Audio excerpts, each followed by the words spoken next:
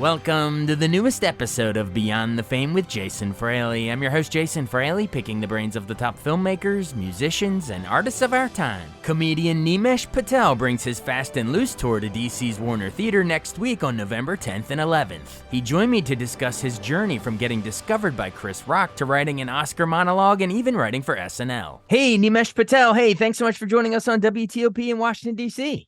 Thank you for having me. Good morning.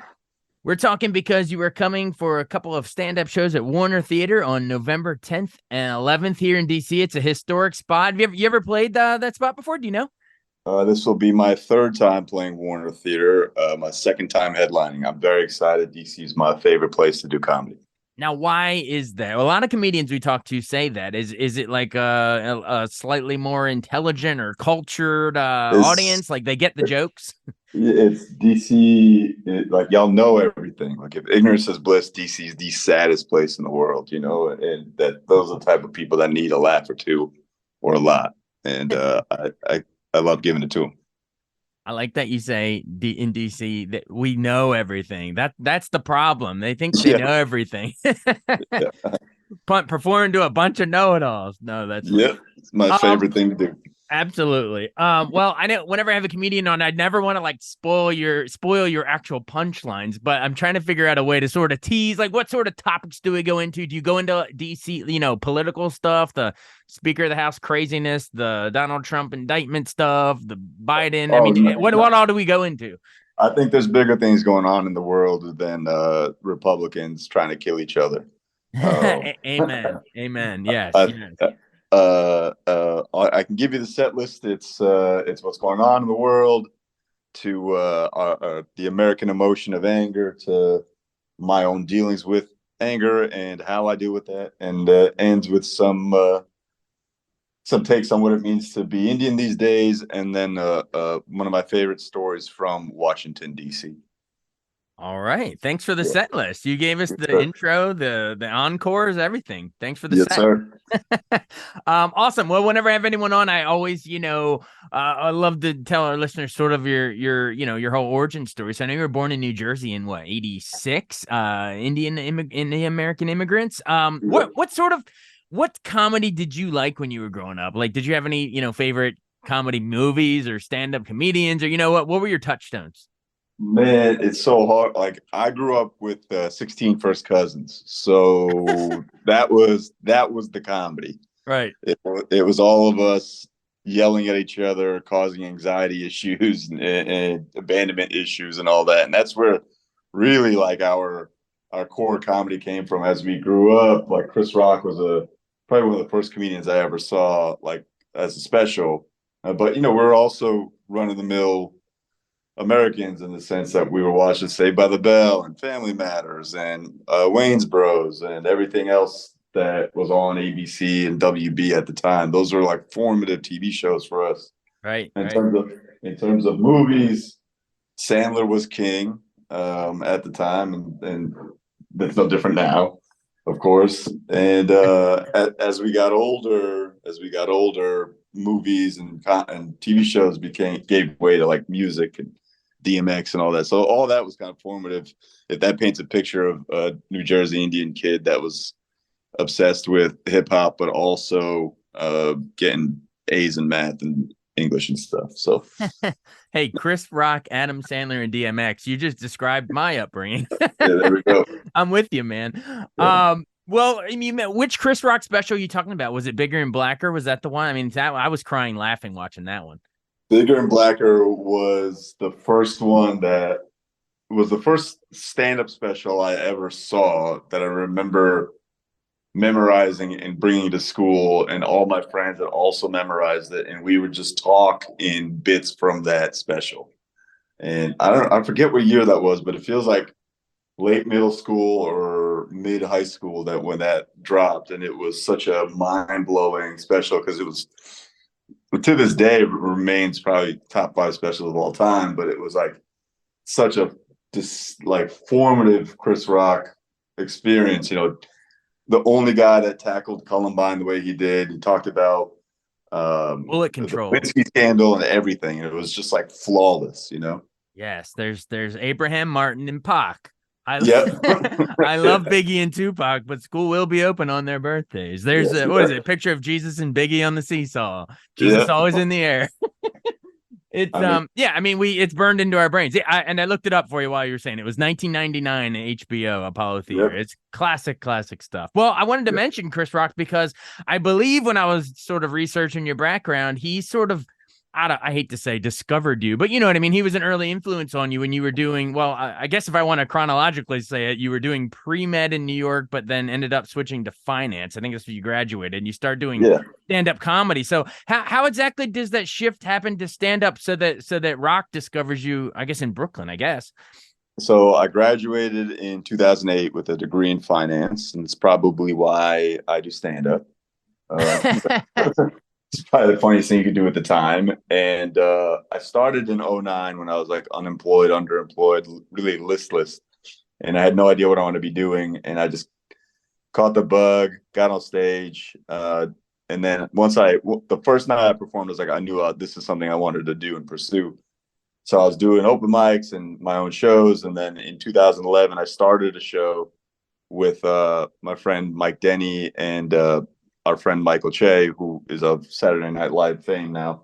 And we started a show there. And by 2015, it become like the hottest independent stand-up show in New York, one of them. And in my opinion, but I'm sure other people will argue otherwise, but undoubtedly one of the best independent shows, to the point where, it was packed every Monday night that we did it, and people were coming there to watch. And one night, Langston Kerman was set to perform. Langston Kerman, a funny stand-up on his own right, writer for Issa Rae, or what's that called, the show Insecure, and a bunch of other stuff. Yeah. But anyway, and Chris was supposed to come watch him because they wanted to attach him to a pilot of some kind. And once I got wind Chris was coming, I was like, I'm going up. I'm performing in front of Chris. There's no way I'm not. And so I went up. Chris saw me. I had one of these like blackout sets where I did great, but I do not remember the set at all. Like Will Ferrell in Old School. What happened? Exactly. I blacked out, dude. The only thing I remember is writing a joke in the bathroom before I went up, and it was something about it was right around the time Cecil the Lion was in the news, like that dentist killed him. Oh yeah. And I'm kind of contrary in that sense. Like, I didn't really care that a lion died, because like I went on stage and I said, why do we care about lions? I had 4 chickens today. Like, no one's protesting me. Like, and for like, no one laughed, but Chris laughed. And that was enough for me to be like, all right, I'm better than all of you. And then black out. And afterwards, Chris told me he thought I was funny, and I was just like in shock. I was like, you're Chris Rock. And then a few months later, I got an email saying he wanted me to be on the writing team for the Oscars that he was hosting in 2016. Right. And that was a whirlwind experience, because at that time, Chris probably doesn't know this, but at that time, like, my day job, my finance job, was in flux, and I was like interviewing at a bunch of other places, but I wasn't really getting anywhere, because every job I joined up to this point, I had told them I was doing stand-up. But I was like, 7 years into my finance, quote unquote, career. And now the places I was interviewing against, I was coming up against like people being either ageist or sexist against an Indian guy that presents as a banker, but just wants to be an assistant, And so while that job was ending, I got my first writing job. And so there was almost like no gap between finance job ending and writing job starting. And that was like January, my finance job ended. February, I was in Los Angeles writing for Chris Rock for the Oscars. It was crazy. That is just like you planned it out. Yeah, exactly. That's amazing. That Oscars always hold a special place in my heart. That was the first one I ever went out and like covered in person, on the carpet and backstage and all that, which, by the way, is just a total S show. If anyone, covering the red carpet is just ridiculous. You don't get to watch. Sometimes you have to go to the Oscars not to get to watch the Oscars, because it's just like a madhouse. Like, barely you'll catch maybe a thing on the screen. But anyway, do you remember which of those jokes that you helped write for Rock? Because I remember remember that was the Oscar So White first year. That was that year, right? With Leo That won and Spotlight won that year, right? that was the year of Oscar So White. And my first joke I got for Chris was we did a promo. We were doing a bunch of promos, and we had to write those promos and commercials. And I think I wrote the New Year's promo joke, which like was like, oh shit, I got Chris Rock to say a joke of mine, which I still feather in my cap. And then there was one in the monologue that got cut for time, which really hurt my feelings, but I was glad that Chris considered it. It was right around that was also around the time Flint, Michigan was still in the news, The water, and, yeah. yeah. And Chris was saying like a joke about acting being brave. And I said, acting isn't brave. Brave is drinking a glass of water in Flint, Michigan. And Chris punched it up to say, acting isn't brave. Brave is drinking a glass of Kool-Aid in Flint, Michigan. And that obviously hit a lot harder.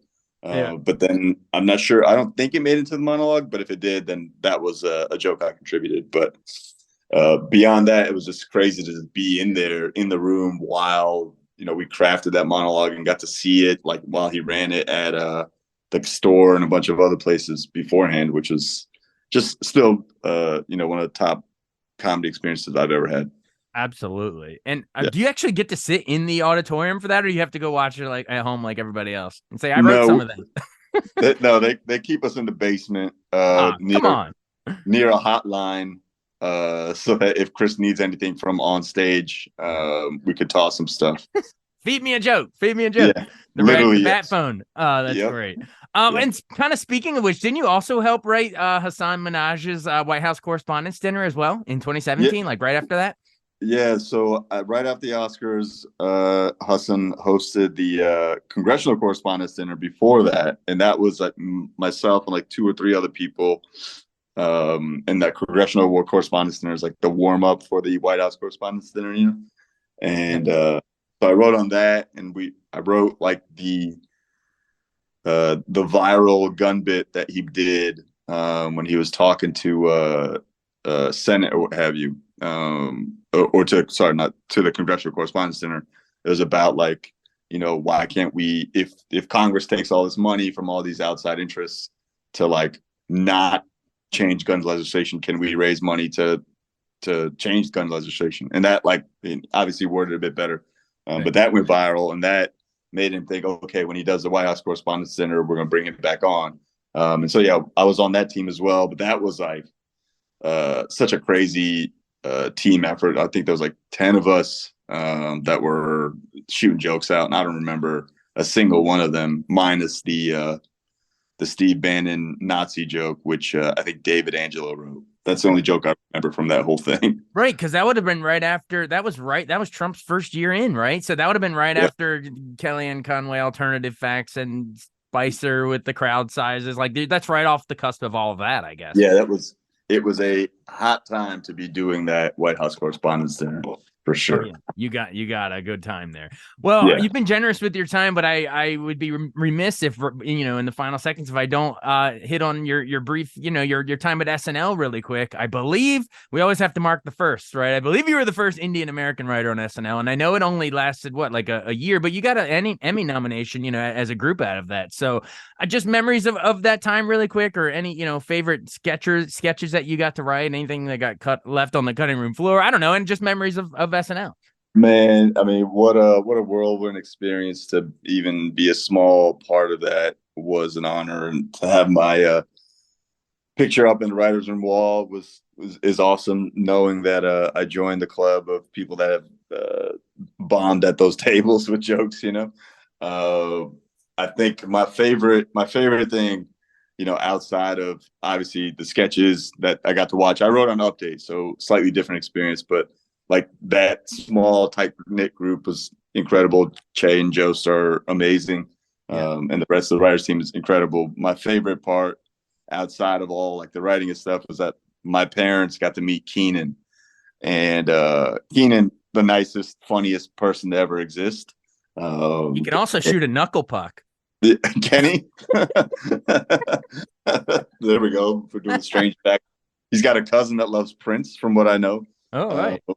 But like my parents weren't super schooled on comedy, you know. And when I was growing up, I forgot to mention I would watch All That and Keenan and Kel constantly. And so my parents knew who Keenan was. And so then to see him at the show, like, oh my God, you're the only one we know on the program. And we've seen you since you were a child too. So that was like incredible moment that I won't forget. That's part of my experience there for sure. That's funny. Of all the great people on the show, they're like, hey, you're the Good Burger guy. Yeah, they fucking love Keenan. I mean, who doesn't love Keenan? Keenan's the best. And he's great. having just like having had even small access to his sketch and comedy mind, like the way he could digest and dissect what's wrong with sketches and bits, like even in between shows, in between the rehearsal and the live, it was incredible. Like the man is a savant, and also the nicest guy on the planet.